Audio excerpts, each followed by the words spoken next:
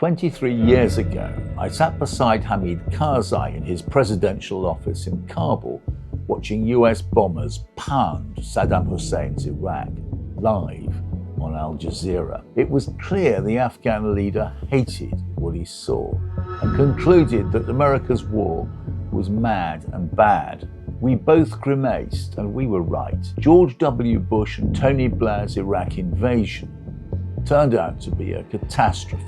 It led to civil war, millions dead, the trashing of international law, trillions of dollars down the drain. Today marks the 23rd anniversary of the fall of Baghdad, and the world is witnessing the same madness, bloodshed, and horror. This time courtesy of another United States president, Donald Trump. In his Iran adventure, Trump naturally enjoys the support of Tony Blair, who has criticized his successor, Sir Keir Starmer, for not showing stronger support for Britain's American allies. But warmonger Blair has now retired from active politics.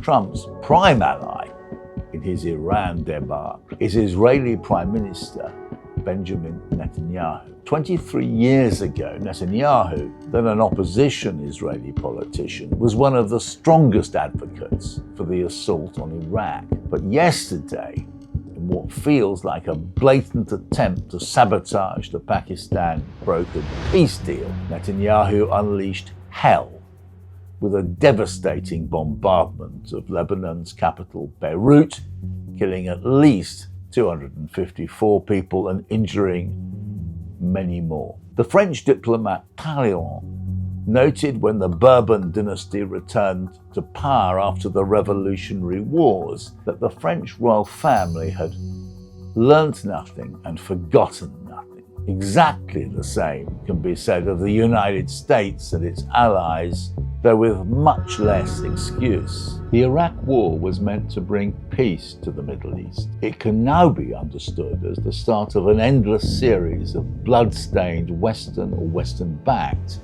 interventions. Lebanon in 2006, Helmand Province, Libya, Yemen, Gaza, now Iran, and Lebanon again. In my view, the war in Sudan, where the West refuses to call out its cherished UAE allies who are supporting the bloodstained RSF, may well fall into that category. All catastrophic, some genocidal. The Trump-Netanyahu attack on Iran, like the Bush-Blair invasion of Iraq, counts as a war of aggression. Since the assault on Iran was not authorized by the United Nations, and Iran did not pose anything resembling an immediate threat, the US and Israel have jointly committed what is regarded as, under international law, as an act of aggression. This was defined at the Nuremberg Tribunal as, I quote, the supreme international crime, differing only from other war crimes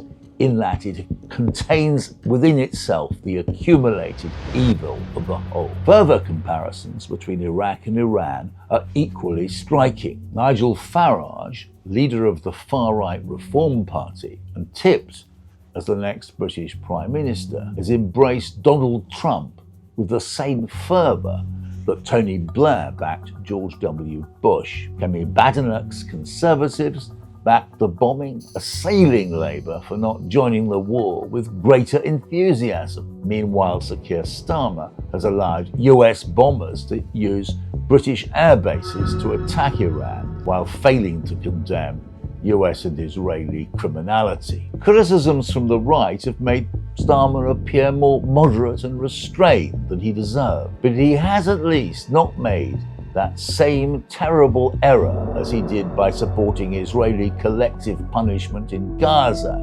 more than 2 years ago. If there is one British hero of the mad assault on Gaza, it may be the Attorney General, Richard Hermer. 23 years ago, Hermer's predecessor, Peter Goldsmith, gave the green light for an illegal war. Lord Hermer has avoided the same error. History will thank him. Today, Hamid Karzai lives under Taliban restraint in Kabul. Unfortunately, Donald Trump, a convicted felon mentioned approaching 40,000 times in the Epstein files, a racist bigot and a habitual liar, remains at large. So does Benjamin Netanyahu. Both leaders belong in The Hague, facing war crimes charges. So too does Tony Blair.